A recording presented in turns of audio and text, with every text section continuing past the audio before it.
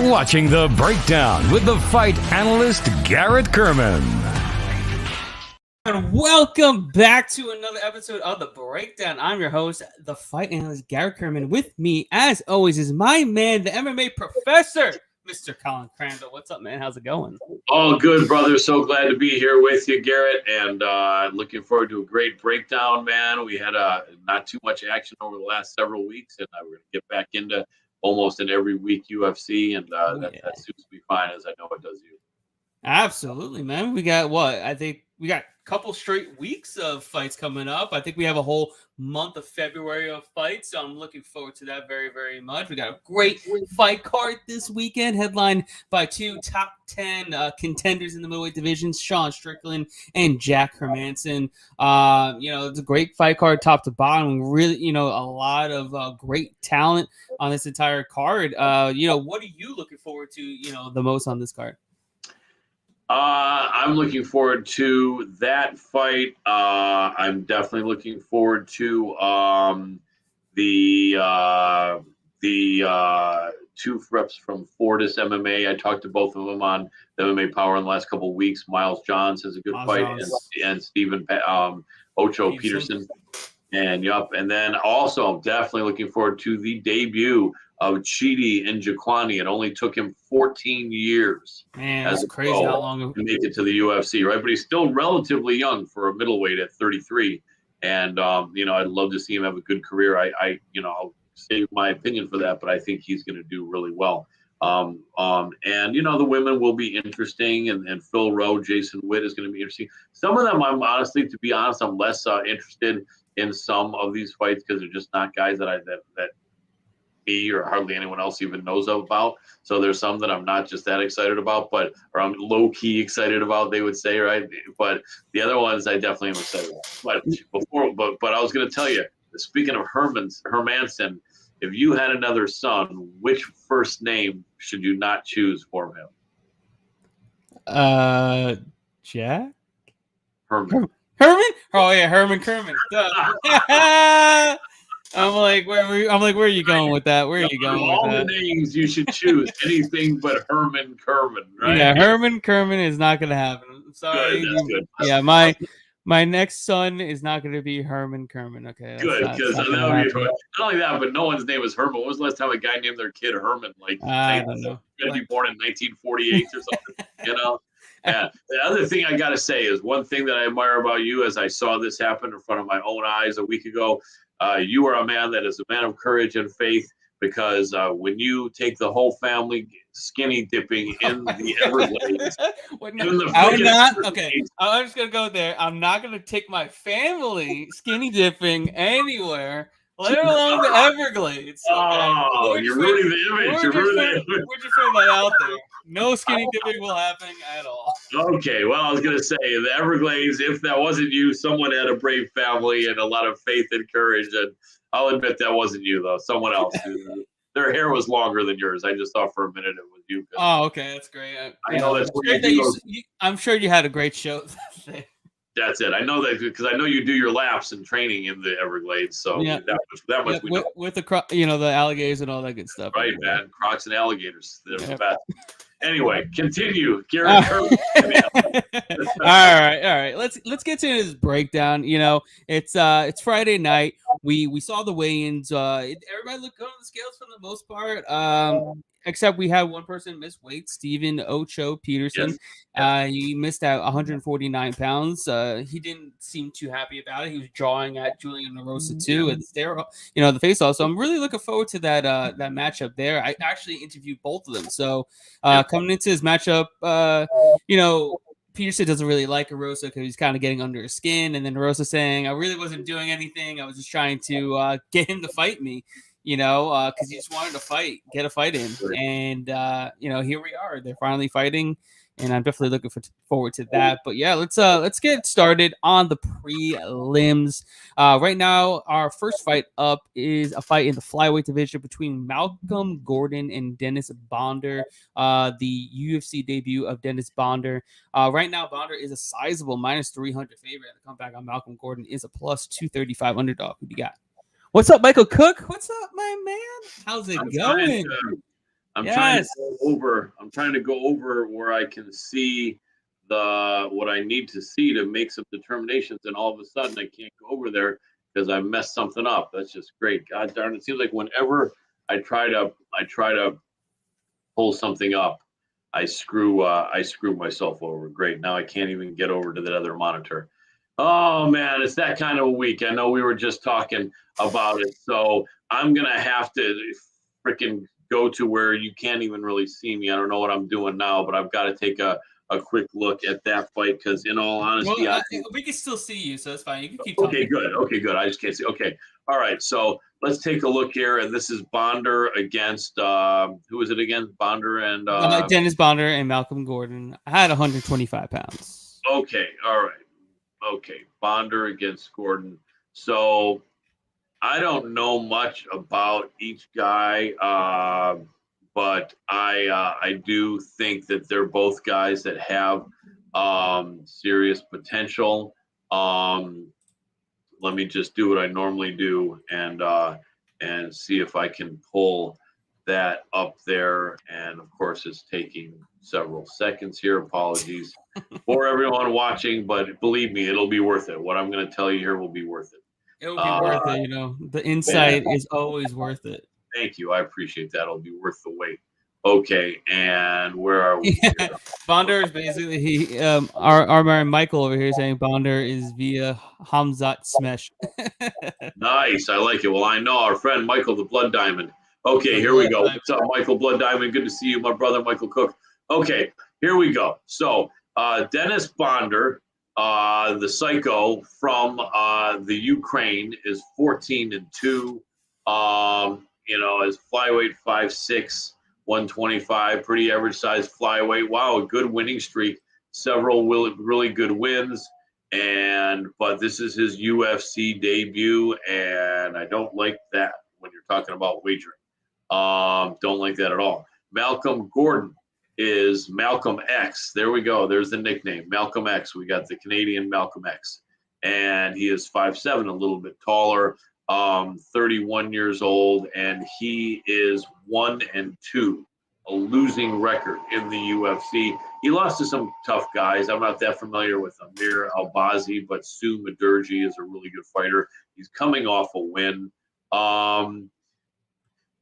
So we got a guy who absolutely needs a win because he's 1-2 in the UFC, going up against a guy making his UFC debut. I mean, honestly, I wouldn't touch that fight. I certainly wouldn't. I'll tell you what. You know what?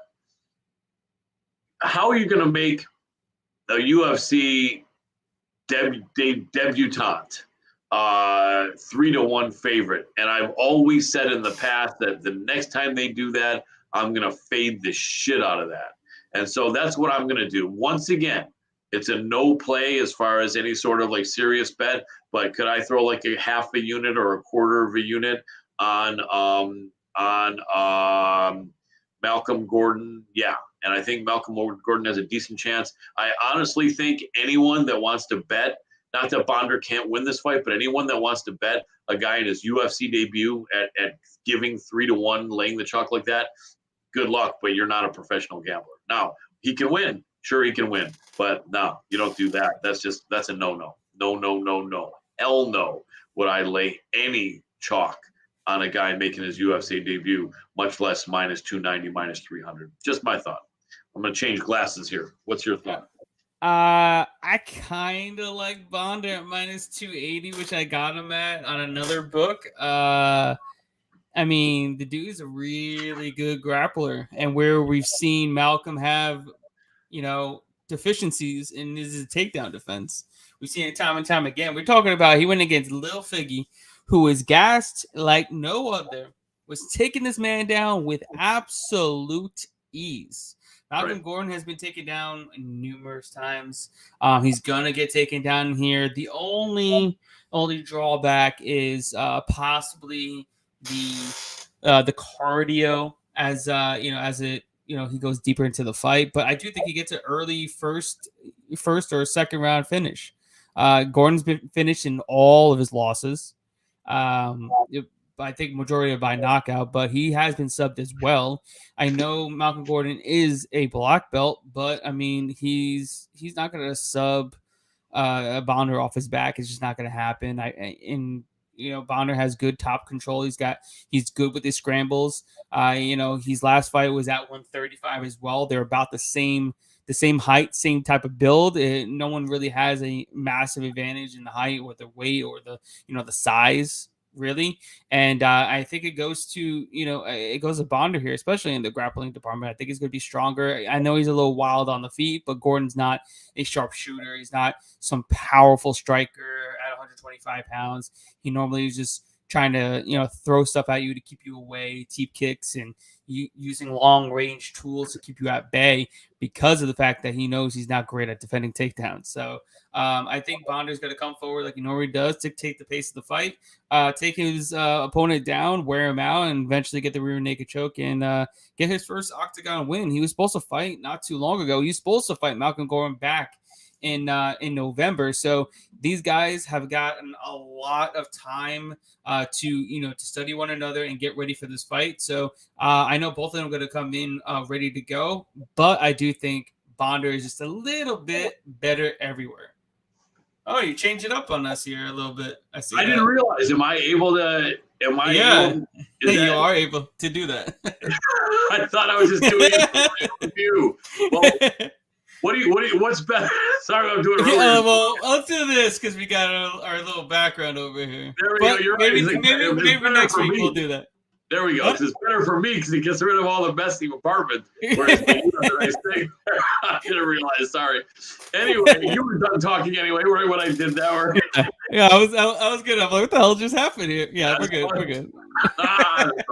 That's probably something your kids would do or something. All of a sudden, if you're doing something, they're like, I'm like, what the hell just happened? All right, moving on. Okay. Yeah. Anyway, my last statement is I wouldn't doubt you're right. In all honesty, you looked into that one a little bit more than me. I just would not lay. No, I understand where you're getting from. If Gordon didn't have such a massive deficiency in his defensive grappling, I would probably fade Bonder too. But I mean, Gordon just gets taken down like it's nothing. I don't see him being really any resistance on the takedowns. It comes to the scrambling is where it's going to get a little bit dicey for Bonder, at least early while they're fresh, because Gordon is still dangerous off his back.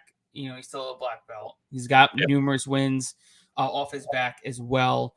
And I just want Bonder to, don't go balls to the wall too early and deplete his gas tank, which is possible. Especially you see octagon jitters, the whole nine, flying all the way to Vegas. I mean, it happens. Yeah. I'm just hoping his skill outweighs that. So. Yeah. All right, moving on in the men's welterweight division, we have a fight between Jason Witt and Philip Rowe. Right now, the line is Philip Rowe at -135, and they come back on Jason Witt is a +115 underdog. What do you got? So this one is interesting. We got the Vanilla Gorilla against the Fresh Prince. Now, Generation X, we know the Fresh Prince. That was the show, man. Will Smith, the Fresh Prince.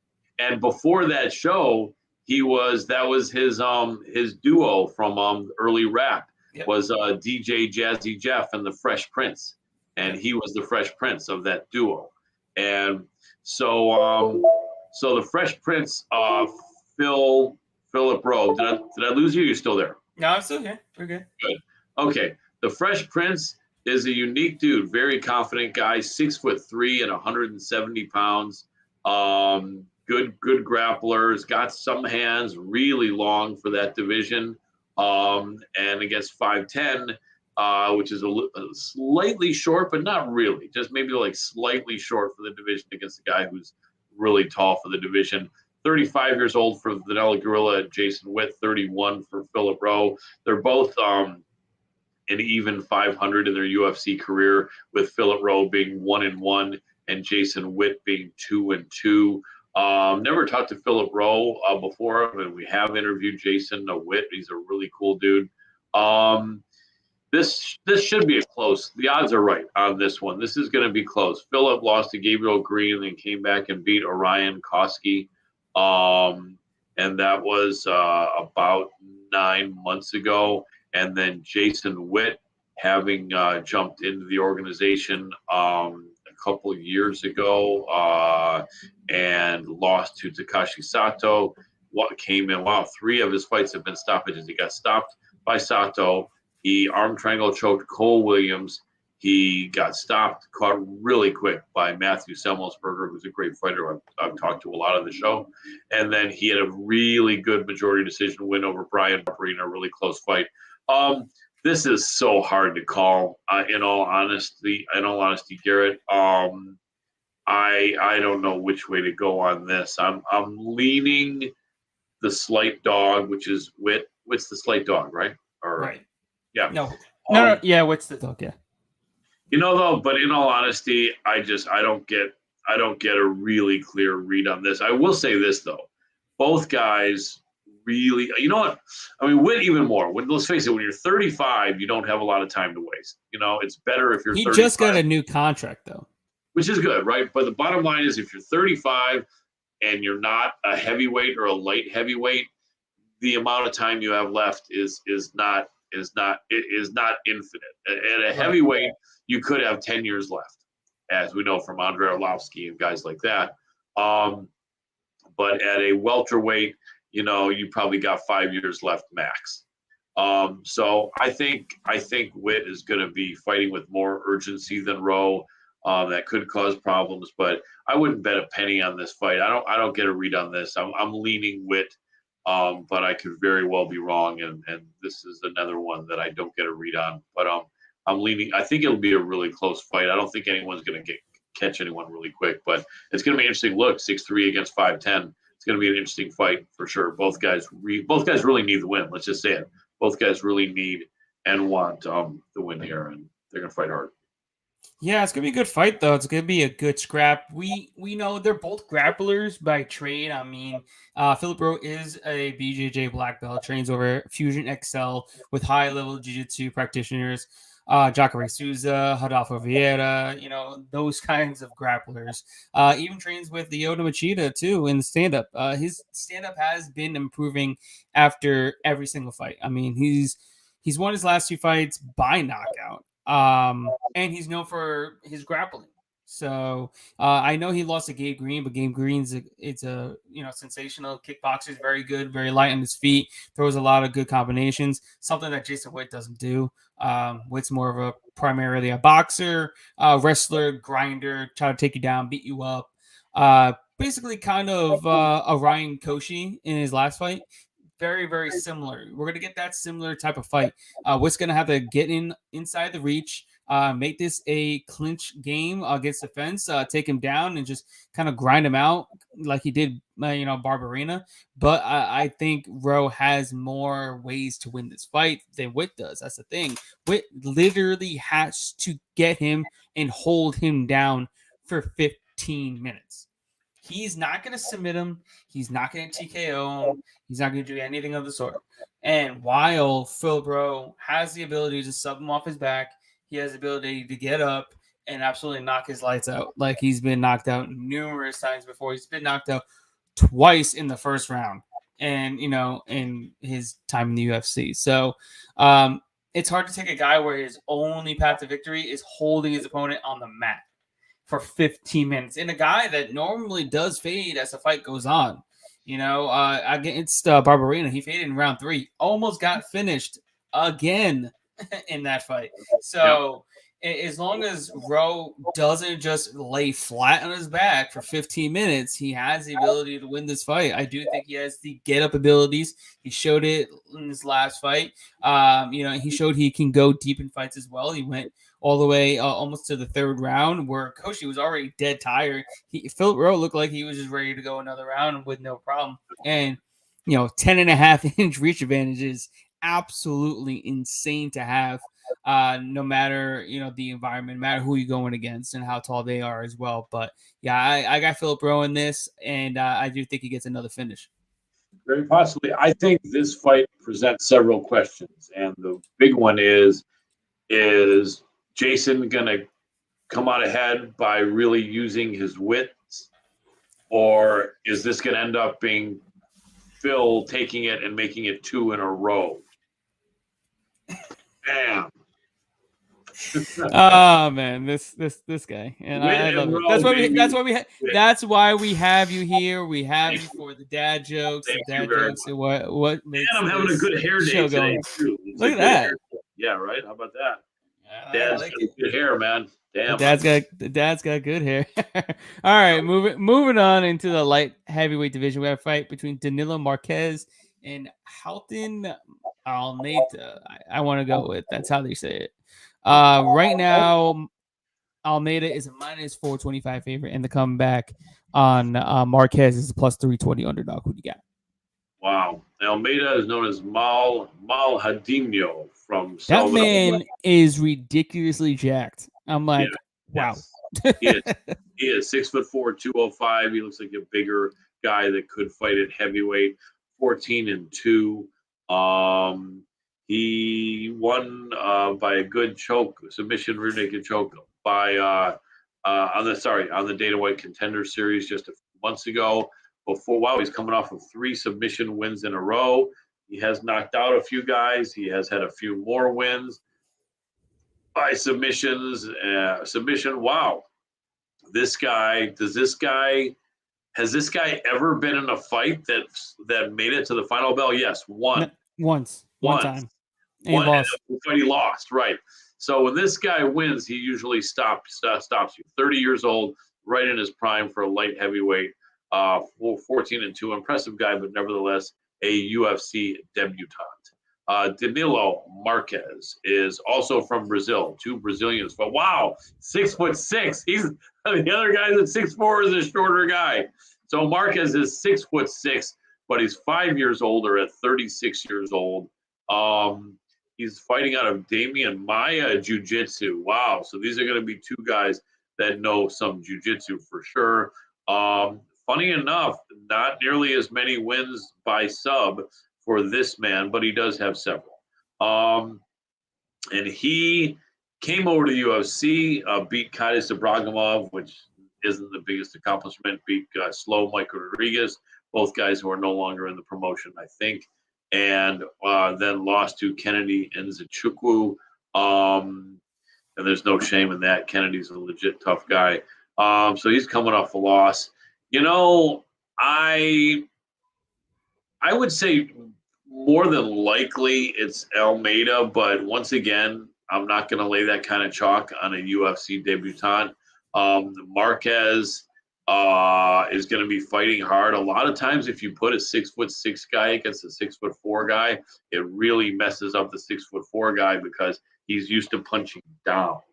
He's never used to punching up. Well, I mean, this is at light heavyweight. Most of the guys he's fighting at light heavyweight are going to be around. I would say the shortest he's probably fought is someone 6'2", 6'3".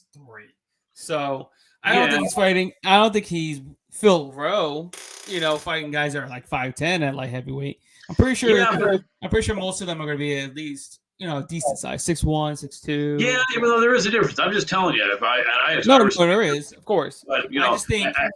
I think he's not fighting a lot of short fighters. You know what I mean? No, although there are some 6'1" guys at light heavyweight, and 6 feet guys, But the bottom line is, in boxing, it's definitely more of a thing. In boxing, a lot of times, a good fighter at 6'4", 6'5" ends up really confused against a fighter 6'6", 6'7", 6'8". It just ends up being a bad situation for the guy who's normally taller. MMA, there's so many different aspects to it, as we know.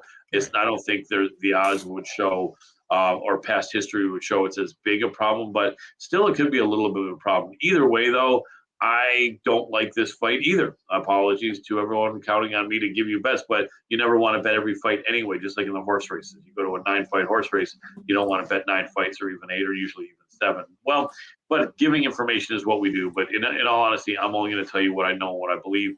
And I don't like this fight. I don't like a UFC debutant laying 3-1 chalk, which is I kind of think what this is. So I would put maybe a half a unit on the dog here, or maybe even a quarter unit. Don't like this fight, but definitely don't have a lot of confidence, and I'm just never going to lay ever again, because I did in the past. See, the thing is, yes, I understand not betting a juiced up money line. But that's why there's props. Right, exactly. So, and you're right about that. So in this fight, it's interesting because both guys are grapplers. They'll probably be maybe standing up, and my thought could be this fight could end early. Bingo. Or end at least before. I'm hoping the over-under is 2.5. Can you see if it is? Definitely not. It's 1.5. 100%. 1.5. Okay, yeah. So once again, but it's favored. The 1.5 is favored at minus, I think, 135. Right. I mean, it's okay. So you're still laying a little chalk for that. Yeah, for them to to be finished within under 7.5 minutes. Right. Yeah. So yeah, well, I'm not seeing much action there, but I think very likely this fight maybe doesn't go the distance. Although, you know what? If you have two guys that are better grapplers than they are strikers, and if they end up saying, screw it, we can't take each other down, we're both not wrestlers, and then they stay on their feet, if neither of them has snap on their strikes, then it really more than likely isn't going to even come close to being finished. But then again, if one guy doesn't have that good of a chin and the other guy finds a snap even once, that could finish it. So I have a feeling it may not go the distance. I wouldn't advise any bet here. I definitely wouldn't lay this chalk on a UFC debutant ever again. Yeah, I don't like the chalk either, especially like you said, debutant coming in here. Marquez, I know he's got some UFC, wins under his belt, some experience under his belt as well. But he's just not a good fighter.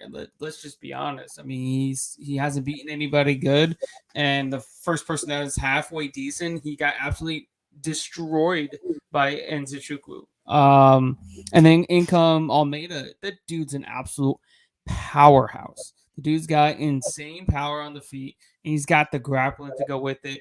He's got the offensive wrestling to take you down as well. I just think he's the all-around better fighter in this matchup.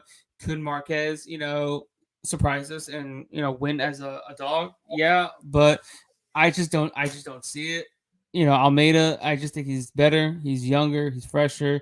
And we got him right at the right time of his career, where I think he's going to start making some waves in a very shallow, light heavyweight division. And I think he gets a knockout. I don't even think he gets a submission. I don't even think he goes and gets a takedown or anything of the sort. I think he keeps standing and absolutely knocks him out cold. I think he gets him out of there in the first round, to be honest with you. And then you got Almeida at, by knockout plus 275. That's crazy. The dude's got power. It could happen. He could knock you out. I know he's got a ton of grappling submissions and all that, but Almeida, he's got some power in his hands. And then you look at Almeida in round one, they have him favored plus 140 to get a finish in round one. So I'm taking Almeida here, and I do really like the KO prop plus 275. I'm not betting the minus 425 money line, but I will place a little bit of a wager on that plus 275 KO prop. I don't see why not. I think that's a no-brainer. I think he could get it done, because like right now, Almeida by submission is plus 120. No, I don't like that. Give me that too. Give me that plus 275. I'll take Almeida to absolutely starch Marquez on the feet. Let me say within 3 minutes he gets a knockout. I like it. Very possible. All right. Next up, we have a fight in the women's bantamweight division between Alexis Davis and Julia Stoliarenko. Right now, the line is set at Davis as a minus 250 favorite, and the comeback on Stoliarenko is a plus 200 underdog. Who do you got? This is such a weird fight. I mean, you got a 28-year-old fighter who's been doing nothing but losing at the highest level. Although before she was tough, and she was very tough on the Ultimate Fighter. I think she had a few years from her Ultimate Fighter appearance till her first UFC fight. And then you have another girl who is 37 years old, almost 38. The alligator, Alexis Davis. I've always liked Alexis Davis a lot. She's had so many wars. In all honesty, Alexis Davis is kind of a little bit like the Clay Guida of the women's division. That's right? true. Yeah. And she made an attempt to fight at 125. It was just too hard to cut. and that could have been responsible for a couple of performances that weren't that great. But she actually was in all these fights against Caitlin Chikagian. She was in it, and Jennifer Maia, she was in it. Viviani Araujo, she was in it. She beat Sabina Mazo, and then she came back up and lost to a bigger, younger Pani Kianzad. No shame in that. Way more experience. Way more experience is Alexis Davis. She just had a child, I think, had a baby about a year or 2 years ago. Not that that's going to be negative necessarily, for your career, but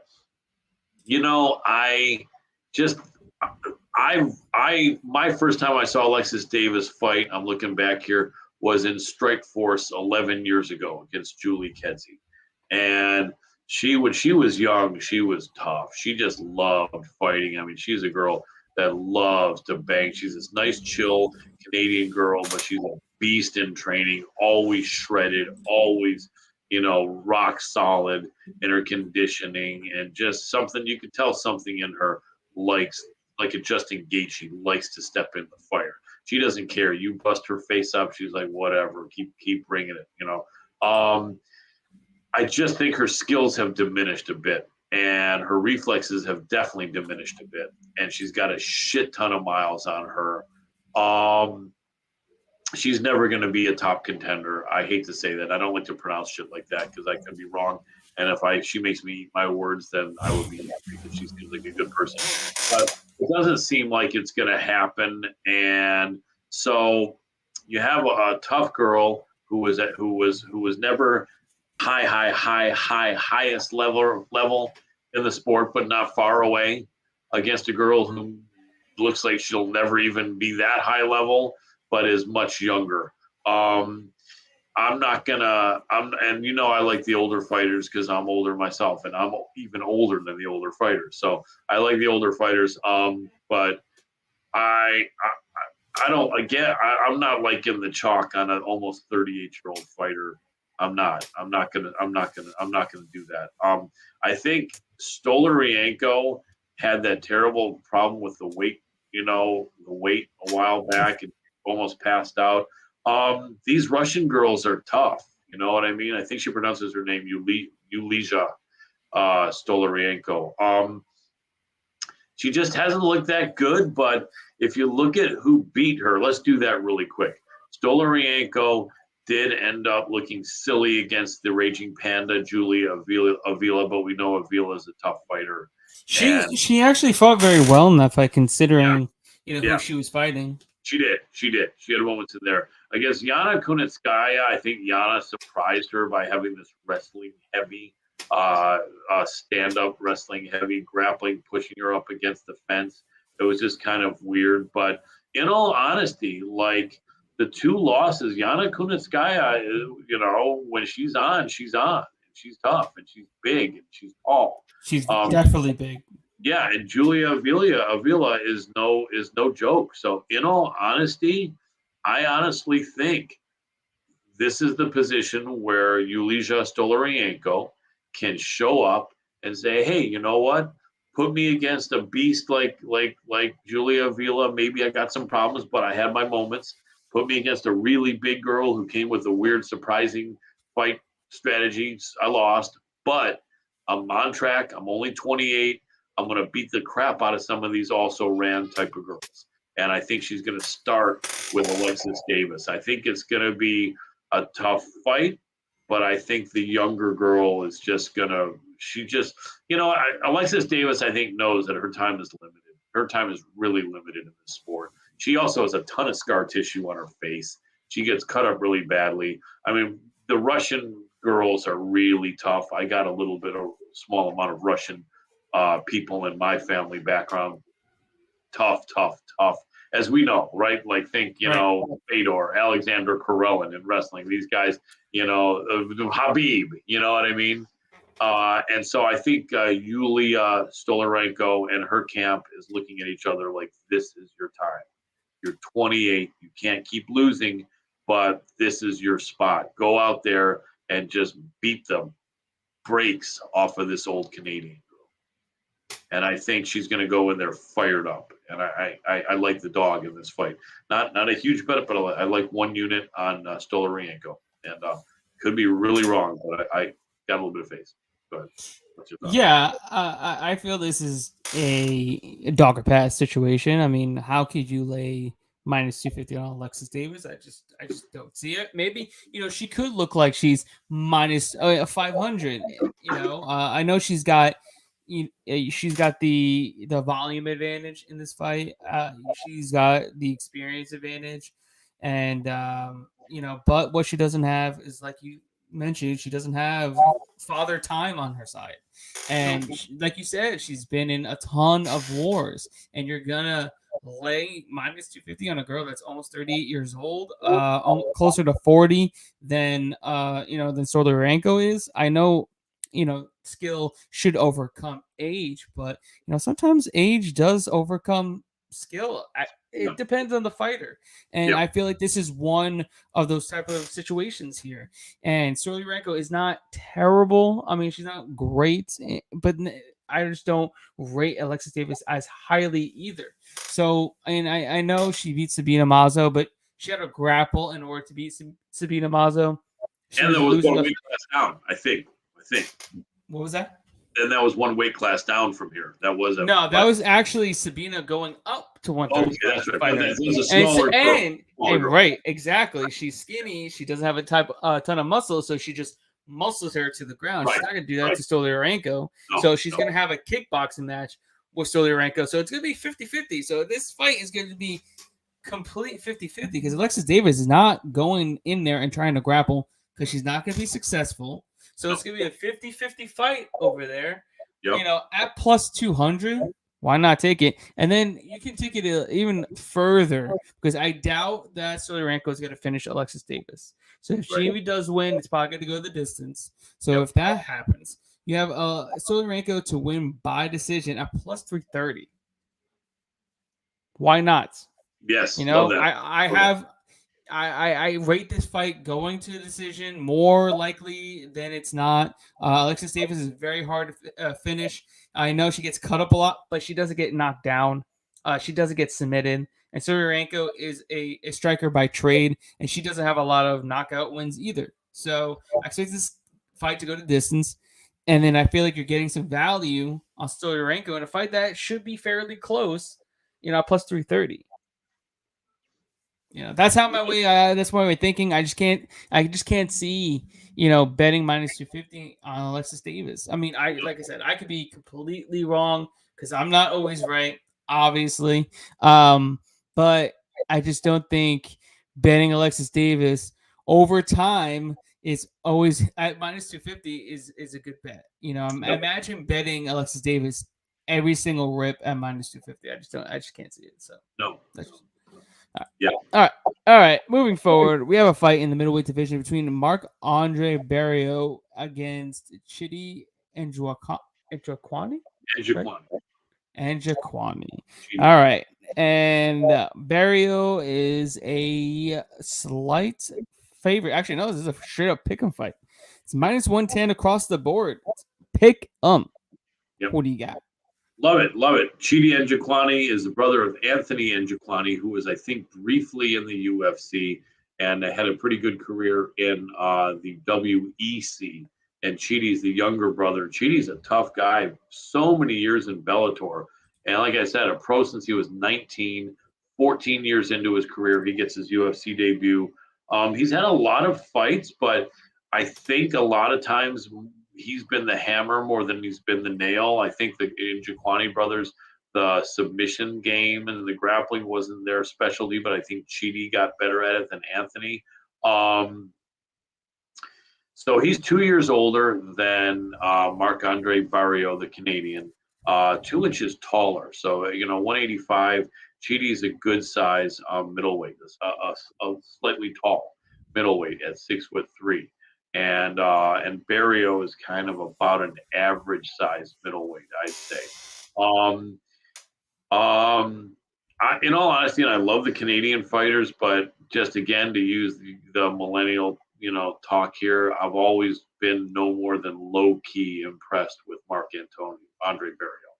I'm usually expecting him to lose, and when he wins, I'm usually like, WTF? How did what happened here? Something strange. Right. This guy just is kind of low key talented, in my opinion. I think Chidi O'Connor. Can we have? Do we want to keep? We want to keep the language PG pretty much here because of Vegas odds and stuff. No worries, man. We're able to do as we please. I mean, all right. So I think Chidi. I think it's cool. I think Chidi is gonna find the distance and is gonna just beat the fuck out of Marc-Andre Barriault. I think he is gonna fucking beat the brakes off him. I think this fight. I think there's a good chance this fight doesn't even make it to the second round. But I think under 1.5, I would be all over that. The over under is set at 2.5. Wow. And the under 2.5 is at plus 140. Fuck, man, all day. Under 2.5. I will say this. I don't tend to. You also have to take into consideration that if Chidi gets a finish, he'd be the first person in Barriault's career to finish him. Right, and I'm glad that you pointed that out, because I was going to say I never like to push people to go heavy on prop bets. I like that, but I wouldn't go heavy on that. But I would say this: I would literally put like 3 units on Chidi to win, and maybe like a unit on the under 2.5. So you're pretty confident in Chidi getting his first win in the UFC. Yeah. Well, there's the under 2.5, and then there's also Chidi winning right? So which one was 145? Just the under over for that. But the over under was plus 145 for the under. And then Chidi by KO or TKO, what's that? That's a good question. It's got to be plus like 300-400. It's got to be close to that. Plus 350. Okay, so yeah, I would go like 3 units on Chidi to win, 1 unit on under 2.5, and half a unit on Chidi by KO. I think this is. I mean, you might as well just scratch the under bet itself, because he can get a knockout after 2.5. You know what I mean? So just bet him and bet him straight at minus 110 and bet a little bit on the plus 350. Don't even mess with. I mean, I guess you can mess with the under 2.5 if you think Barriault's gonna knock out Chidi. But.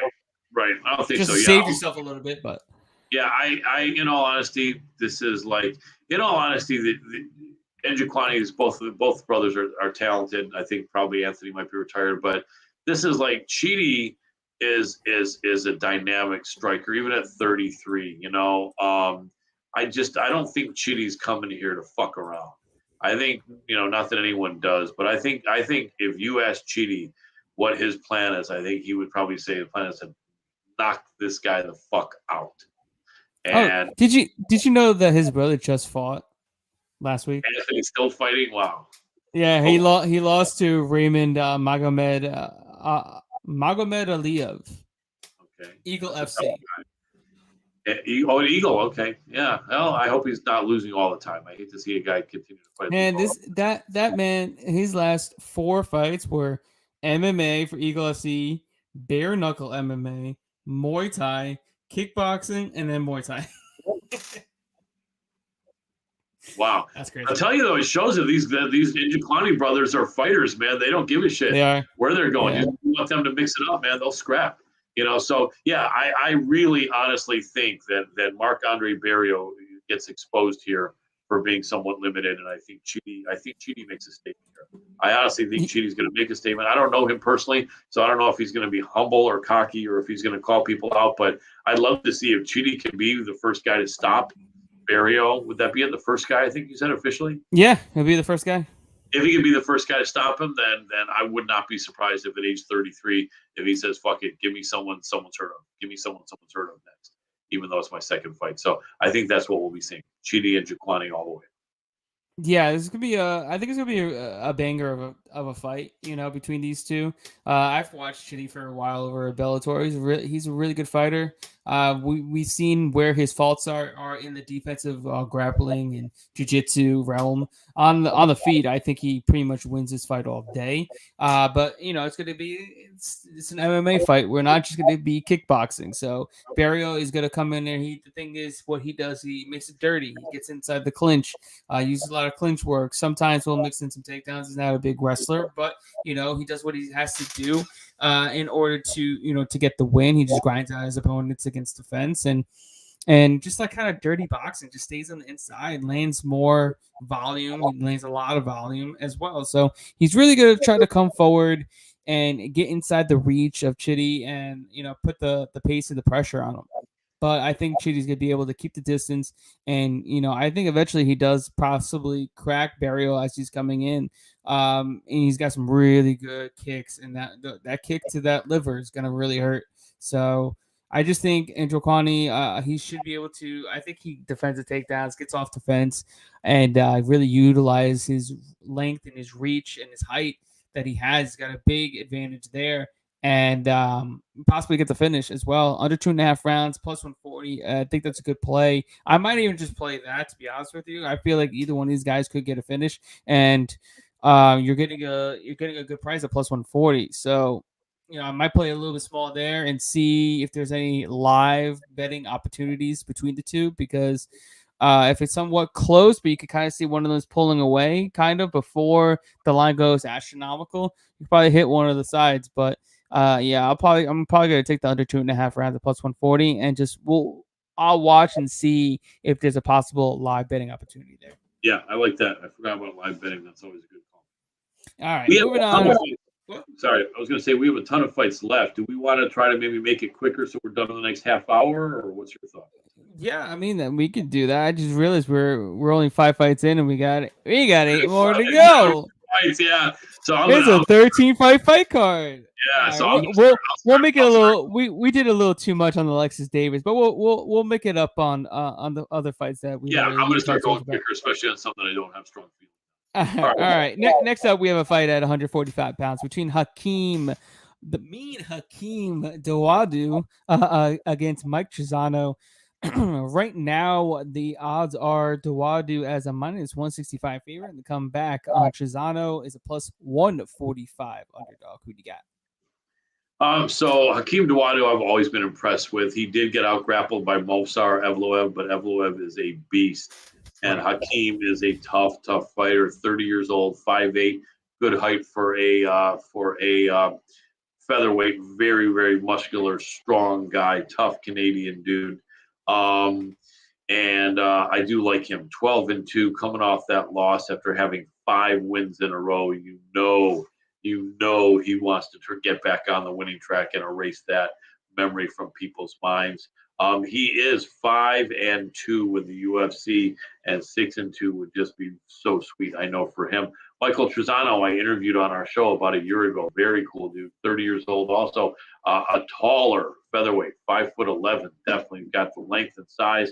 9-1. He did lose to Grant Dawson, but who doesn't? Unless I think the last fight Grant Dawson had the draw with Rick Glenn, but. Otherwise, Dawson was getting a killing streak, and that was like only the 3rd UFC fight for Trizano. Anyway, Trizano definitely came out as a big underdog and beat Ludovic Klein and looked really good doing it. He's a tough guy. What are the odds again in this fight? Minus 160 and plus 145. Yeah, this is a tough fight.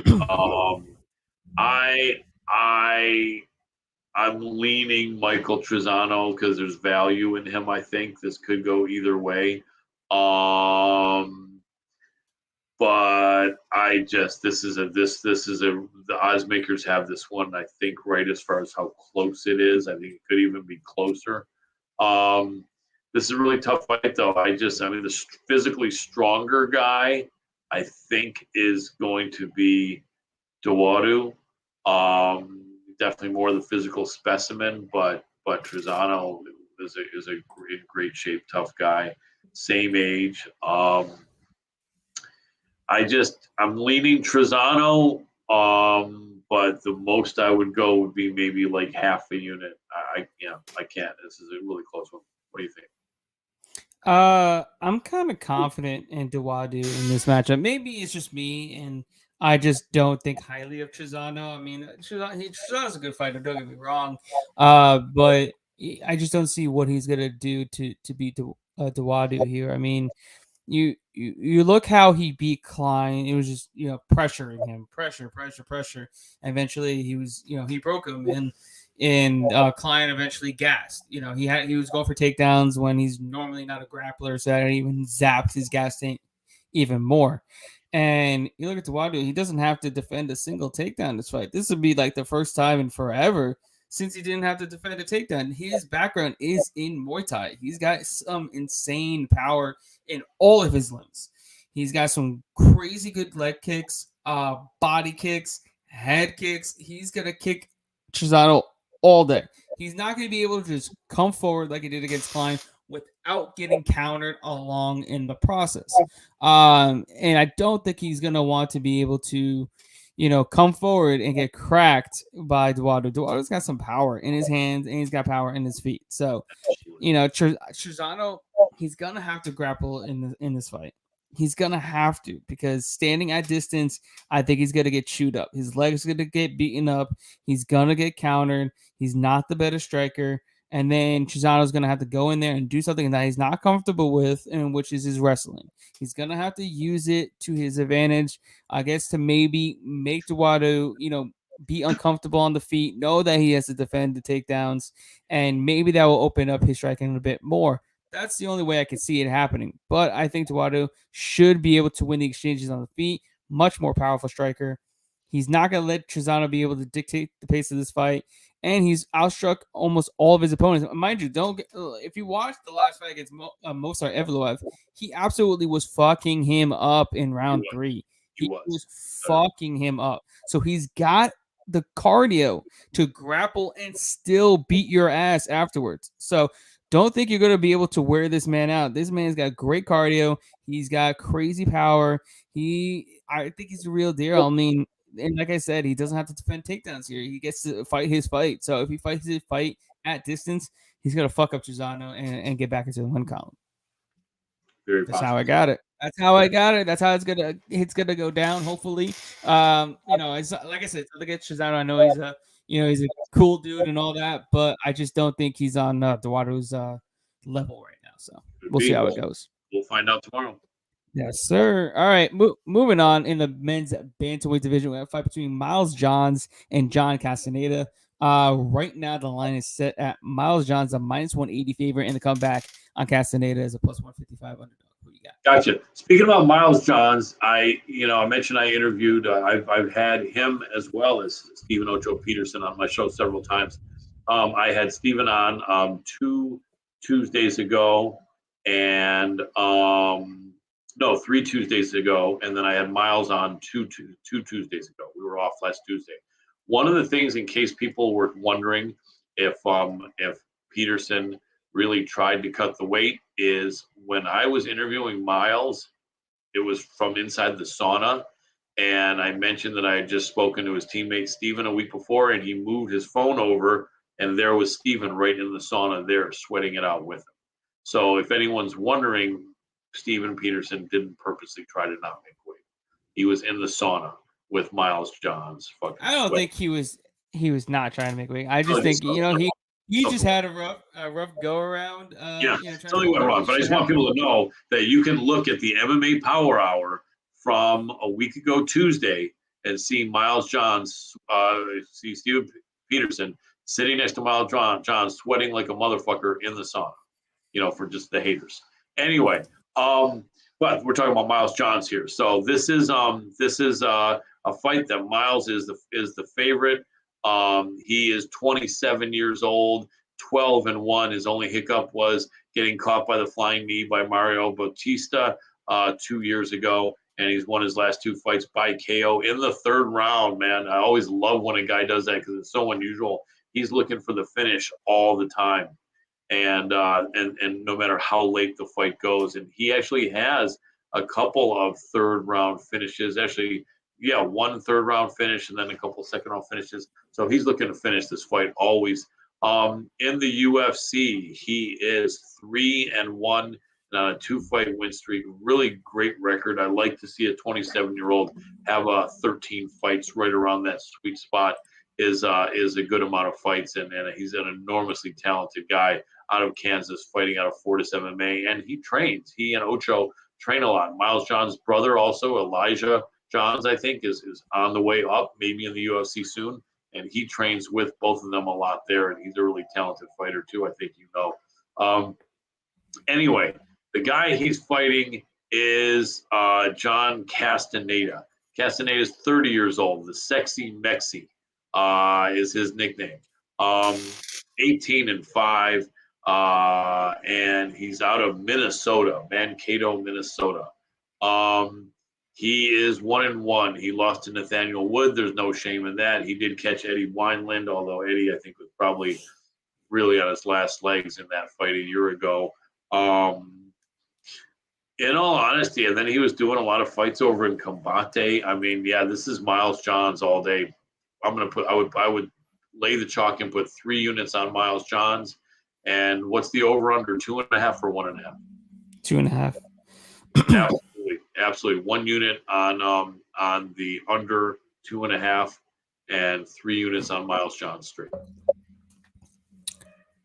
It's a little pricey. Minus 180 on Miles Johns. I mean, granted, I know he's gotten 2 knockouts in his last 2 fights, but not the highest level of competition. You got Dos Santos was his last, Anderson Dos Santos, and Kevin Natividad before that. And Kevin Natividad, he was a UFC debut fighter at that point. Anderson Dos Santos, we know he was really no match there.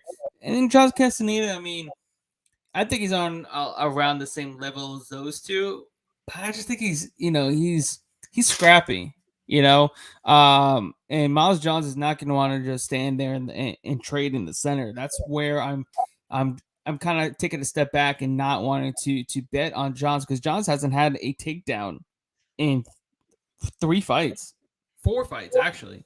He hasn't had a takedown since 2019, and that's what he was known for coming into the UFC. But he fell in love with his hands, and he fell in love with his hands against Mario Batista, and look what happened. He got starched, and he was getting beaten pretty bad in that fight. I mean, it was pretty much one-sided until that flying knee. With Johns, he doesn't hold the center of the octagon very well. He lets his opponents dictate the pace. He tends to gas as the fight goes on, depending if he's grappling or not. And if you pressure him, he tends to, he doesn't throw the same amount of volume. But if he pressures you, it's a different story, as he did against Anderson Dos Santos. I think he's getting better. He's grown a lot, since the Batista loss. But I think, if he wants to keep the standing, I just think that's a bad idea. John Castaneda does have a 5-inch reach advantage on him, and I do think that played dividends. I mean, and Castaneda showed that he's tough as nails. He can take a punch. Wineland was giving him everything and threw everything at him. So if Johns comes in there thinking he's just going to knock this dude out, he can blow his load real quick in the first round, and then Castaneda can just take over and just bury him with volume, and and his 5-inch reach, just stay on the outside. And that's where I kind of lay. I feel like it's just a dog or pass situation. I think Castaneda, has the capabilities of pulling the upset, and I wouldn't want to lay the chalk on Miles Johns here at minus 180. Understand. That's why sometimes we disagree. A lot of times we don't. We see the same thing, but sometimes we don't. I mean, it's like they say, that old commercial. Sometimes you feel nut like a nut. Sometimes you don't. In this situation, I think you might be the nut, because I really believe in Miles Johns. But then again, frequently I can say that, and I turn out to be the nut. So hey, I mean, it happens. We're not all going to be right. I just don't like the juice on Johns against a tough Castaneda. He's been around the block. He still has 23 fights under his belt. He's got double the amount of experience. So we'll see what happens. I'm looking forward to it, because I think it's going to be a really good scrap. All right. Next up, we have our first fight on the main card. Finally on the main card here. In a fight at 145 pounds between Julian Erosa and Steven Ocho Peterson. Right now, the line is set at Julian Erosa is a sizable minus 300 favorite, and the comeback on Peterson is a plus 235 underdog. Who do you got? So Juicy J, Julian Erosa was on The Ultimate Fighter like what 7 years ago or something, I think. Yeah, it's crazy. It was a long time ago. 6'1", 145. That's tall as fuck for a featherweight. Right. Did get caught by Seung Woo Choi, who is a tough guy, and then before and after that had good wins by submission against Sean Woodson, AJ Bryant, and Charles Jourdain, and did stop Nate Landwehr. These are impressive wins. The Landwehr and Woodson have aged pretty well. I think that the odds makers got this wrong. Not only that, but Steven Peterson, the extra weight, can only help. He's definitely shorter by like 4 inches, but still a decent sized featherweight at 5'9". I think Ocho wins this fight, and I think that it's going to be a really close fight. I honestly think that almost every fight, odds makers don't believe in Steven Peterson, and most of the time, a lot of the time, I'll say he ends up winning. I would only put a unit on him. I wouldn't put 3 or 4 or 5 units, anything like that. Maybe a unit and a half. But I like the dog money. I like the dog money a lot on Steven Peterson. This is going to be a dog fight. Julian, they're both Julian's a year older, so a 1 year age advantage for Ocho. And the weight, I think it's going to help. I think that, the sad thing is, though, when you win and you miss weight, it's going to have kind of an asterisk next to it, so to speak, in people's minds, but whatever, But I think late money is going to come in on Peterson. So I think if you want to bet Peterson, bet him ASAP, because I think he's going to be stronger, and I think this is going to be a real close fight. And I think Ocho takes the victory. I just don't think that weight advantage is really going to make a difference, because Peterson's not going to go for takedowns, because that's just not what he does. He's a brawler by trade, so he's going to come forward and just try to make it gritty and just make it a dogfight. And the thing is with Erosa, I just think he has more tools on the feet. He's quicker, and he throws really good combinations and a lot of volume. And I just think it's going to be too hard for Peterson to be able to get a read on him. I know he's going to touch him up a little bit here and there, but I just think Erosa is going to be the one that's landing more often. He's going to be the one that's making Peterson miss a lot more. And I think Erosa is going to be the one winning rounds. I do like Erosa to win by decision at plus 150. I know Erosa normally gets finishes, but Peterson has never been finished in his UFC career. Right. You're not going to sub Steven Peterson. No, he's a Brazilian. He's a BJJ black belt. He's not going to get subbed, and he doesn't normally get knocked out. He's never been knocked down in his UFC career. He's been knocked out, I think, once, but much earlier in his career. So, I got Erosa here. I just think he's just going to be too quick, too fast on the feet. You're okay with that chalk, though? You would bet it straight, or? No. I was taking him by decision at plus 150. I want to lay the chalk on Erosa at minus 300. I'll cut it down because I think he's going to be able to just outstrike and outpoint Peterson for 15 minutes. I just think that's what comes down to. All right, next up, we got a fight in the middleweight division between Brian Battle and Tresean Gore, the original Ultimate Fighter finale between these two. Right now, Gore's a minus 145 favorite, and to come back on Battle is a plus 125 underdog. What do you got? So Battle is got 6-0 record, 6'2" middleweight, so pretty good height, maybe an inch taller than the average. 27 years old, out of Charlotte. What does he have? One sub? No, he's got a few subs. He's actually got several subs. So he likes to submit people, and he's the Pooh Bear, Brian Battle. And Tresean Gore is, as I thought, a UFC debutant, and he has 3 total fights. Mr. Vicious, it looks like he's out of South Carolina. They're both from the Carolinas. Yeah, he trains with the Lima brothers and all of them. Nice, yeah, American Top Team. Yeah, he's at ATT.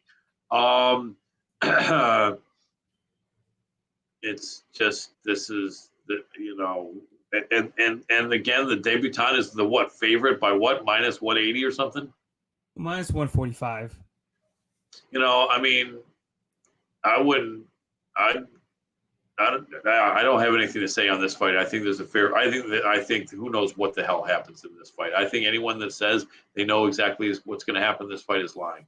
I think that I think it's going to be a close fight, and I think, in all honesty, Battle could win this fight. I'm leaning Battle. I don't know if I'll get to the counter even with a half a unit. If so, that would be it. Half a unit, even a quarter of a unit. But there's no way to know. I'm not sold on a 3-0 fighter, no matter who he's training with. Although it does make somewhat a difference. But I think it's going to be a close fight. I think this could be an even fight, or one guy could just completely wipe out the other one. No way to know. This is a no play. Yeah, it's gonna be a close fight. I think Gore has the power advantage on the feet. Thing is, Gore hasn't fought in a while since the Ultimate Fighter. I think he had to get surgery on his knee, which is why he had to withdraw from, the Ultimate Fighter finale against Battle. Battle went in there. He got rocked in the first round against Urbina. He was getting tagged a bunch, but then he weathered their storm, got into the second round, and ultimately finished Urbina in the second round. He hasn't fought in a year and a half. That's the one thing I didn't mention. Sorry to interrupt you. Gore hasn't fought in a year and a half, whereas Battle fought 6 months ago.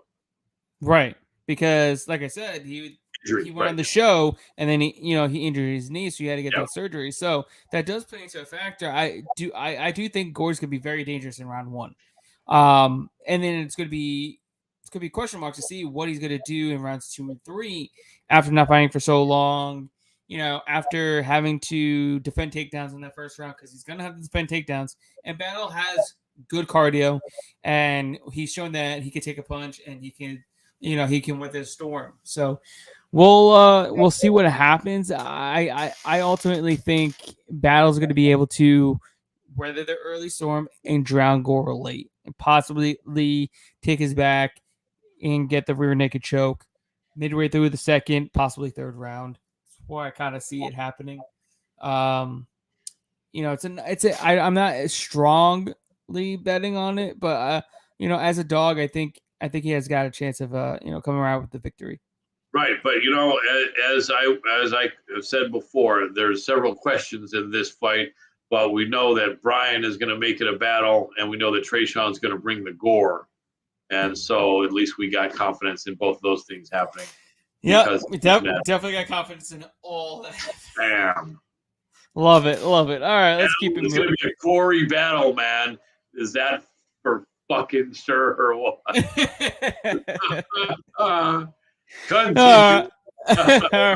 All right, moving on. We have a fight in the light heavyweight division between Sam Alvey and Brendan Allen.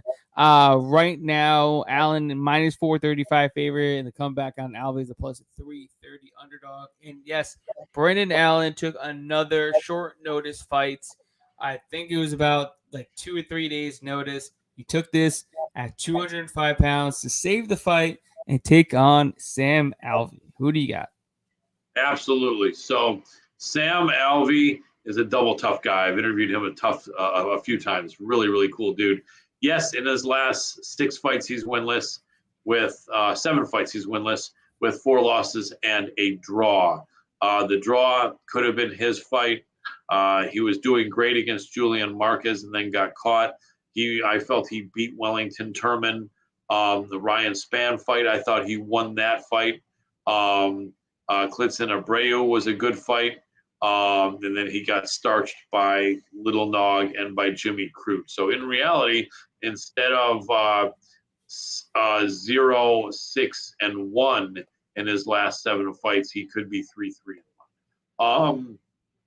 He's 35, but a lot of people guess him as older. He's been fighting for a long, long time. Let me see. His first fight was in 2008. I thought he's been fighting longer than that, but still 14 years just about.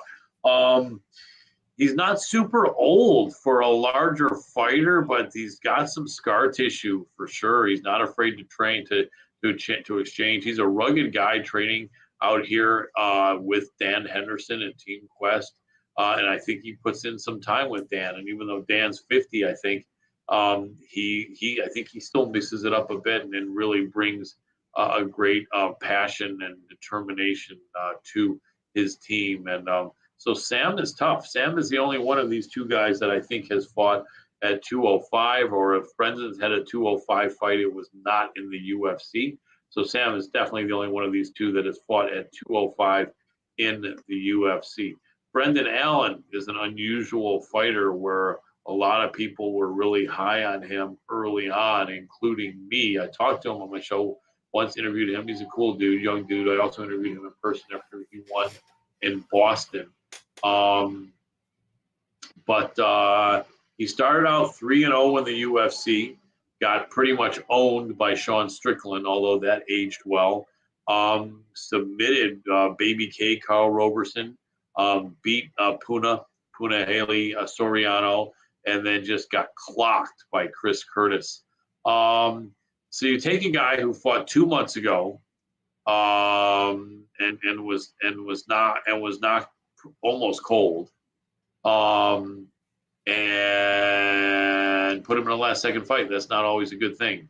And he's what, minus 300 or something? Minus 435. Yeah, I don't see that. I wouldn't put a penny on that type of chalk for a guy who just got knocked the fuck out and is fighting in a weight class he never fought before. I think this is going to be a competitive fight. I wouldn't put a shit ton of money on Sam Alvey, but at like plus 320 or 340 or 360, whatever, I'd put like a half a unit on Sam Alvey. I'm not going to make him one of my official picks, but I think Sam Alvey is live in this fight. I think he's got to win because they'll let him go at some point if he doesn't. Right. Yeah, no. Fine, minus 435 on Brendan Allen. No. And Hell to the no, right? And mine is, mind you, they're fighting at 205. Alvey actually looks like an actual 205er, while Allen looks like he's a 185er. You know what I mean? Yeah. He looks soft, at 205. Whereas Alvey looks, he looks like he's got some muscle at 205. So I do think that's going to play a difference. I don't think Allen's going to be able to get down Alvey. So he's going to have to fight like he did against Soriano. But that's easier said than done because of the fact that Alvey does have power in his hands. He does. Alvey can clock. He can rock you. He can hit. Right. But he's also older and slower. Slower, doesn't throw volume whatsoever. He's a counter puncher, so he's waiting, boom. So if he doesn't land that boom, he's going to get outpointed rather easily, like pretty damn easily, because Allen should be able to just kick him all day and just kick him. Just stay at distance and kick him. Use your long-range tools. Stay on the outside, and do that sort of thing. But like I said, he's got the neutralizer. He's got that power in his hands, and it only takes one. And like I said, Allen just got knocked the fuck out in his last fight against Chris Curtis. Could have happened again, possibly. This is a darker pass situation. I'm not betting this fight, but you can't lay the chalk on Brendan Allen minus 435. It's just not. Hell no. It's not. Hell to the no. Hell to the no. And let's keep it going. Next up, we got a fight at 170 pounds between Shavkat Rakhmonov and Carlston Harris. Right now, Rakhmonov is minus 240 favorite, and the comeback on Harris is a plus 195 underdog. Who do you got? Well, the no bad is from Karaganda, Kazakhstan. 14-0, 6'1" at 170.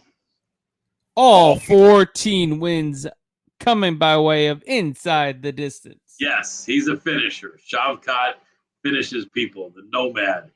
And it's sometimes by submission and sometimes by KO. In fact, What has he got? He's got 7 KOs and 7 submissions out of 14 fights. Yep. Very balanced fighter. Very, very balanced fighter. 27 years old, just a great age for a welterweight, right? Just beginning his prime. Carlston Harris is 6 feet tall, slightly shorter, 17 wins, 14 losses, similar amount of experience. Harris has 2 fights in the UFC. They're both wins. He beat Christian Aguilera, who's no longer in the organization, but was a tough guy by submission. And then he beat Impa Kasangane in a surprising fight. I thought Impa was going to win. And who's also not with the organization either. Right, yeah, unfortunately. So that makes a 5-fight win streak, and all 5 were finishes. Oh, wow. So this fight ain't going the distance pretty much, is it? But you know what they're going to say? So. It's going to be the over 1.5, isn't it? No, they're not going to – both guys finishers like this? Yeah. It's over 1.5 right now. It's favored to go over at -137. Yeah. And there's no way to know because that's going to be really close. So both of these men I really don't think are going to answer the final bell. What are the odds again for the straight bet? Right now, Rakhmonov is -240 and Harris is +195. I mean, he looked really good subbing Prazeres and Oliveira. And wow, so we got Kazakhstan versus Guyana, a rare fighter from Guyana in Carlston Harris. Harris was a loss by TKO, a split decision.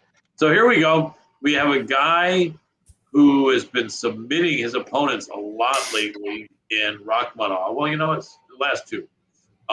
So in his 2 UFC in the UFC, he's looked for the sub. He's decided to try to use his grappling, and now he's gone up against the guy who has never been subbed in 21 fights and 4 losses.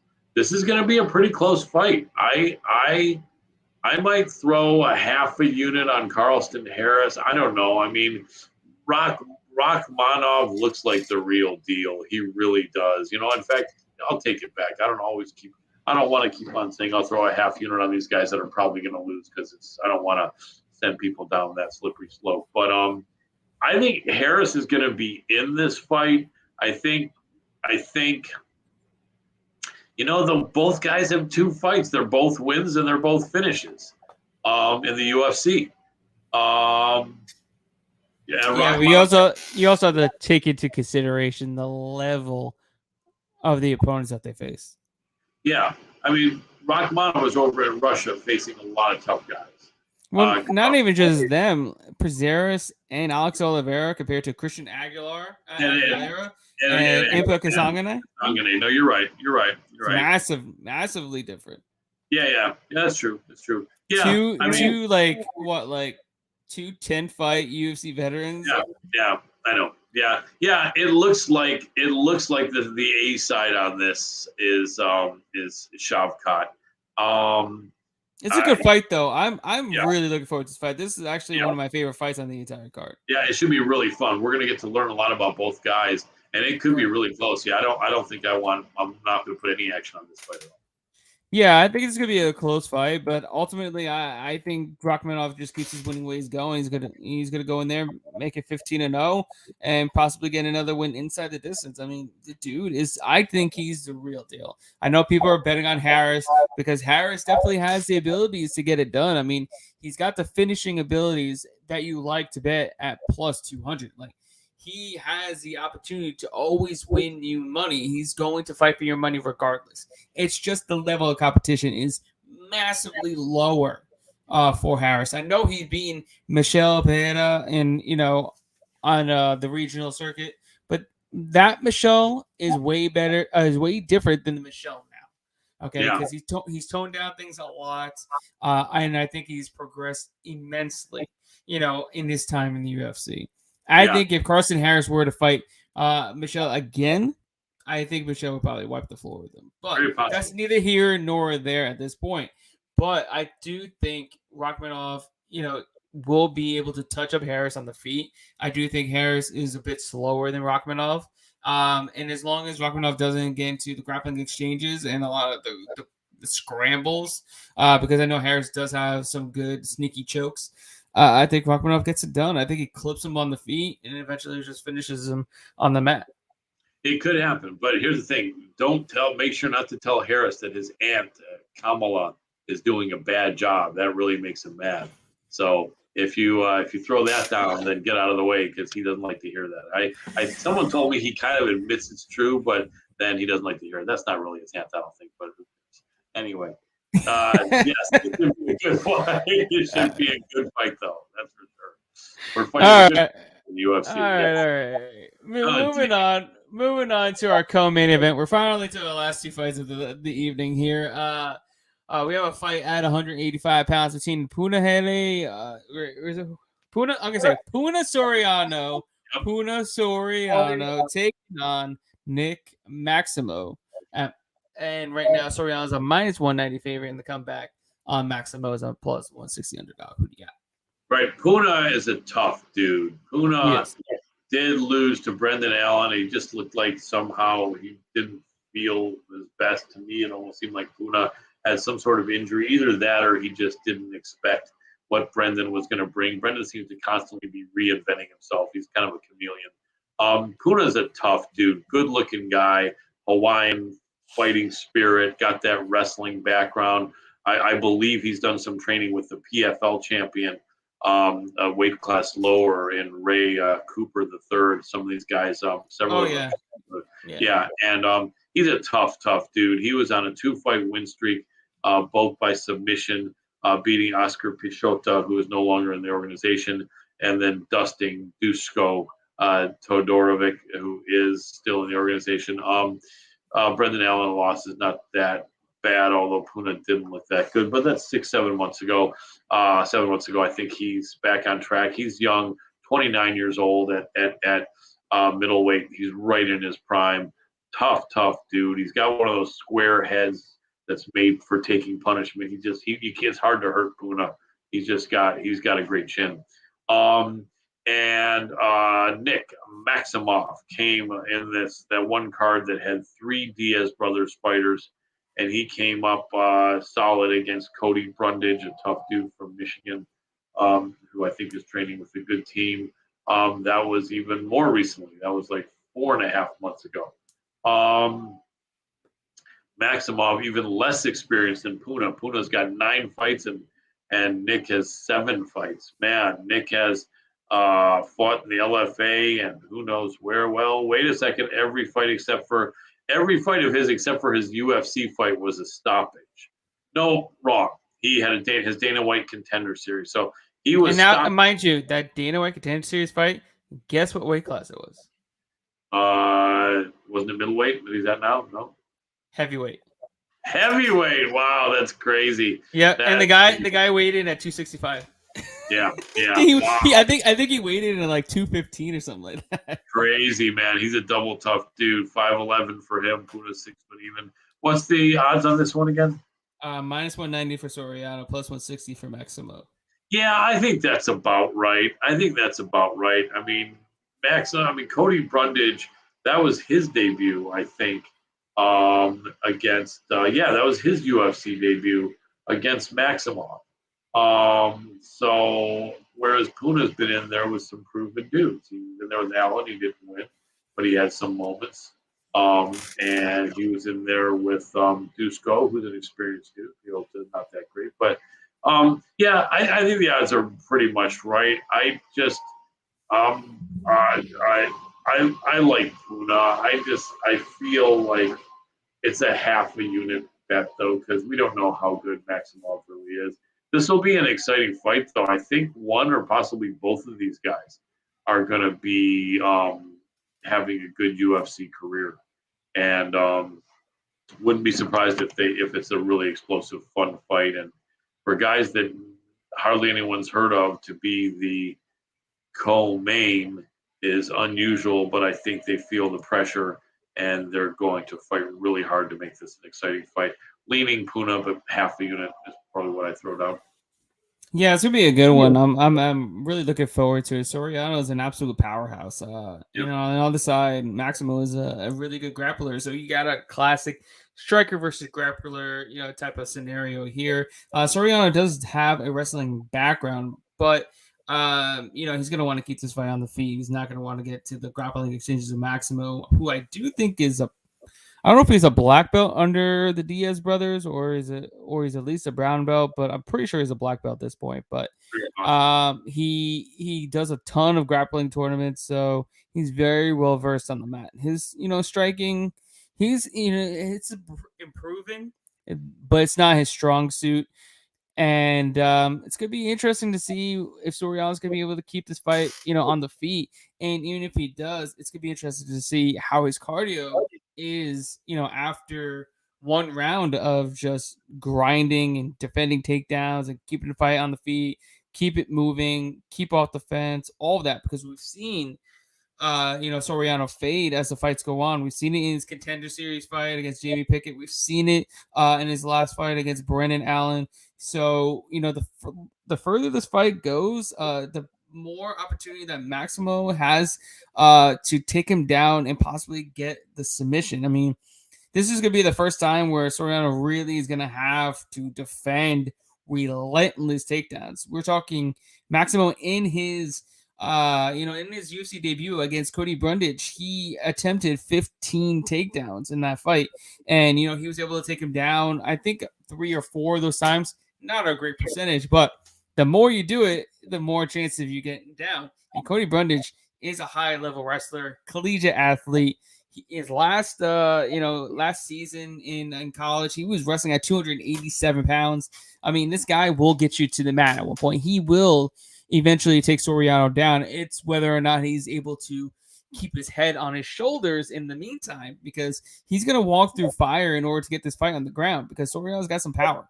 But where I am a little bit confident is I thought Maximo was going to be smaller than Soriano.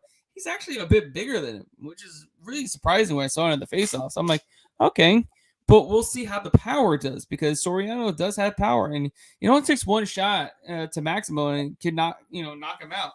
But if he's able to weather the early storm, Maximo, I do think he has the ability to take over, and I do think he eventually does take him down and possibly submit him. Puda's got a wrestling background. So He does. But like I said, Cody Brundage also had a collegiate wrestling background himself and was wrestling at 287 pounds while in college. That is true. So I do think he will be able to take down Soriano at one point. It's just whether or not he's able to not get knocked the fuck out before that happens. So, I feel like Soriano betting him by KO is the better bet than to bet him straight up, because I feel like it's going to be tough for him, to win this fight the later it goes. Because the later it goes, Maximo, I do think, will be able to land takedowns with some top control and possibly get a submission late if Soriano gasses like he did against Jamie Pickett or Brendan Allen. Yep. One thing we know is that Maximov is going to try to maximize his opportunities in this fight. That's exactly what he's going to do. He's going to take him to the max. So continue on. All right, but guess what time it is? It is time. It's time for the main event of the evening. The breakdown, the fight analyst and the MMA professor, Colin Crandall, talk about UFC main event of the evening. Take it away, fight analyst. All right, we are up. Our main event is on tap. Sean Strickland taking on Jack Hermansson. It is going to be a banger of a fight. Right now, we got Sean Strickland at -220, and to come back on Jack Hermansson's a +180 underdog. Who do you got in this one? They used to say that's a fact, Jack. That's the old saying. But I will say that this fight is happening. That much we know. Both 6'1", 31 years old, I believe, for Tarzan. Sean Strickland, 33 for Hermansson.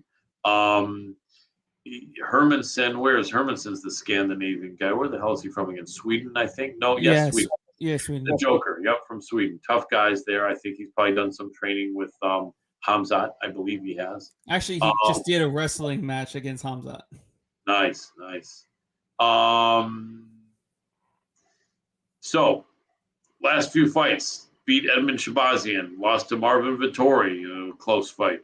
Heel hooked Kelvin Gastelum. Got touched up quick and caught by Jared Cannonier. Before that, beat Jacare, David Brand, Cheryl Mearsharp, Talis Latis. Guy's been around for a good long time in the UFC. His first UFC fight was 5.5, almost 6 years ago. Lots of experience. Almost always, I think, the whole time at 185. 2 years younger, 31-year-old Tarzan, Sean Strickland, was at 170 for quite a while. Doing really great. He met up with the prime Santiago Ponzinibbio 7 years ago and went to a decision but lost. Beat a few guys, Igor Araujo, I don't know who that is, Alex Garcia, who was tough then, Tom Breeze, and then fought Kamaru Usman just under 5 years ago and went to decision with him. That shows you got some guts and some grit. Beat Court McGee, and then went up against a very exciting primed Elezu Zaleski dos Santos, the man they call Capoeira. Very tough Brazilian and UFC welterweight contender. And I think Nordine Taleb was also 170. He stopped him. Marshman was also 170. He stopped him. And then his 3 fights at middleweight, it looks like that's where he was supposed to be the whole time. He's looked amazing against Brendan Allen, Christoph Jotko, and Uriah Hall. Not 100% a murderer's row, those guys, but definitely tough guys with experience. Unique dude, man, carving out a great niche for himself. I like Sean a lot because just like the state that you live in, Florida, Sean Strickland represents freedom to say whatever the fuck you want. Oh, God, that man is crazy. He's got no filter, and I love every second of it. And it's so perfect, I think, for this bullshit era we're living in now of cancel culture and woke bullshit. And I really think that, the good thing is he knows Dana. Dana talked mad trash when he was in his 20s and 30s, even I think a little bit in his 40s. He doesn't, even a little bit in his 50s, Dana will still talk some trash. So Dana does not hold professional fighters, to try to act like priests, or they can talk shit.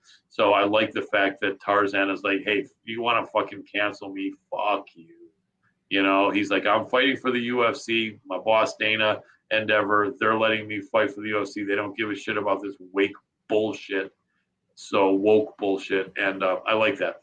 Now, do I agree with everything he says? No. He says some crazy ass shit, but I like the fact that he's doing it now because fuck this cancel culture, in my opinion. That's my political rant over. And it only took a minute. Anyway, right. So this is an interesting fight. We know the Joker wants it on the ground. Tarzan, he doesn't even like to be called Tarzan no more. No, he doesn't. I know. And although he said the UFC is trying to take that name away from him. I don't know whether he didn't know it. But anyway, let's see his losses. A spinning wheel kick by Capoeira from Zaleski dos Santos. Decision to Usman. Decision to Ponzinibbio. And that's it. So the man has never been knocked out or submitted. But then again, he probably hasn't gone up against a shit ton of black belts, especially at middleweight. In fact, Brendan Allen, I think, is a brown or black belt, and he just didn't let Allen even get it close to the ground.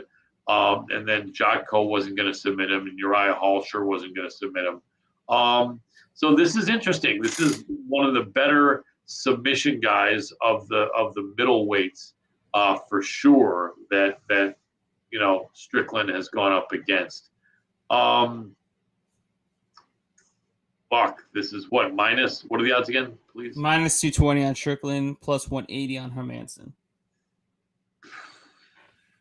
I got Strickland. I feel confident enough to make one full unit the bet that I would recommend. Nothing more than that. It's scary though. When you get a guy that's never been subbed before against a leg lock guy, that can be ugly. And not only that, but I honestly think that even though Strickland doesn't say he's the baddest, toughest dude in the world, he's kind of got that badass image. And you hate to see a guy who really doesn't want to tap get caught in a leg lock in a main event in the UFC because, Hermansson can just heel hook him. He's definitely got to tap. If it's about to be broken, he's gonna tap. Yeah, but so that's the danger. And leg locks are dangerous. For those that don't know, you can break someone's leg in 3 spots with a heel hook. You can break their ankle, their shin, and their kneecap, and all of them pop, pop, pop, all the way up, all the way down. So that's what I think. Hopefully Strickland is training leg lock defense. That's what I hope. And I have nothing against Hermansson. Swedish people are awesome. Hermansson's a really personable, good dude. I think there's going to be some scary moments. I think Hermansson's going to be fighting really hard at 33. He kind of needs this win a little bit more than the 31-year-old Strickland. Last thing I'll say is the winner of this, if it's Strickland, I think is not far from a title shot. If Hermansson wins, he's probably going to have to do a little bit more winning because of the fact that he lost to Vettori and Cannonier recently. So I think the A side of this is Strickland. I think UFC is maybe hoping that Strickland wins because I think they can maybe get him as a backup for the next title shot or get him really close in there since Costa recently lost twice. Vettori lost to Izzy, although he came back with a win. So I like Strickland here. It's going to be an interesting fight, though. It's going to be an interesting fight. I mean, hopefully it's not Strickland just picking him apart, stand on the outside, sticking him moving, piecing him up a little bit, but not much, and then winning a boring decision. But it could be. I hope not, though, and I think it's going to be more exciting than that. I think both guys are going to go for it. And, you can't turn a Swedish guy who was born and raised in Sweden into a D1 wrestler probably ever. Not overnight, but probably never.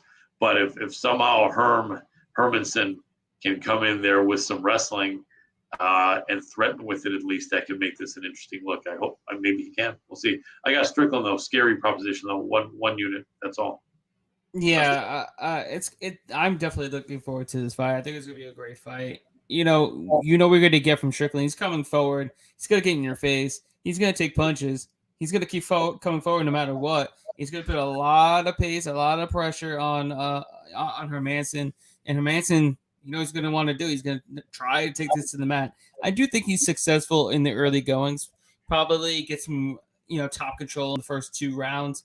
But ultimately, I do think Sean is good enough to defend, the submission attempts and get back to his feet. And I do think he just wins this over 5 rounds by pure volume and cardio. He has the better cardio of the two.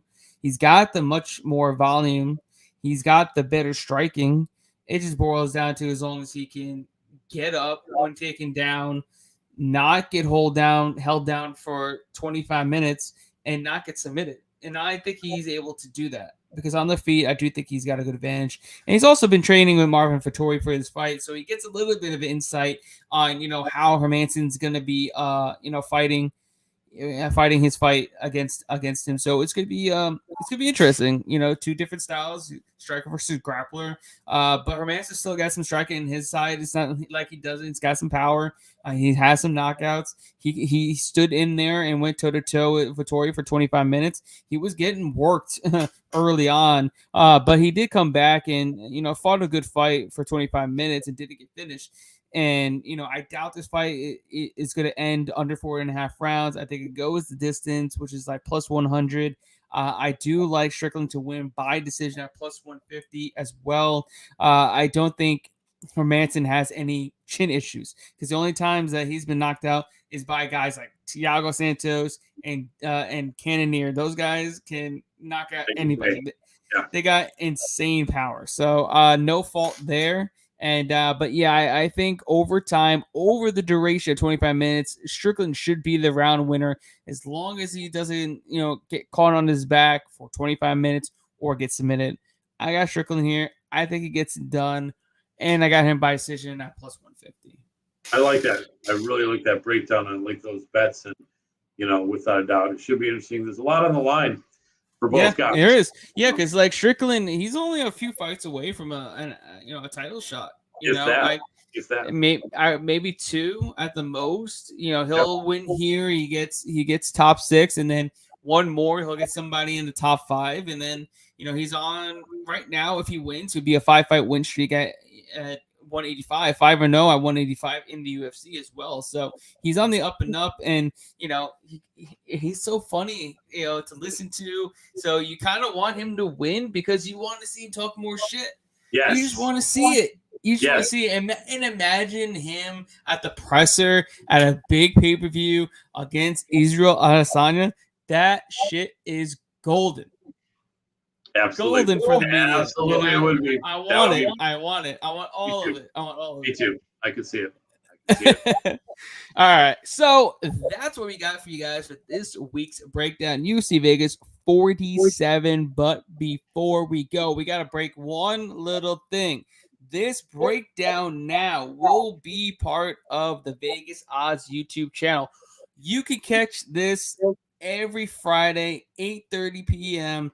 Eastern Standard Time, 5:30 Pacific Standard Time as well on my Facebook page, also the Fight Analyst Facebook page, and Vegas Odds YouTube channel.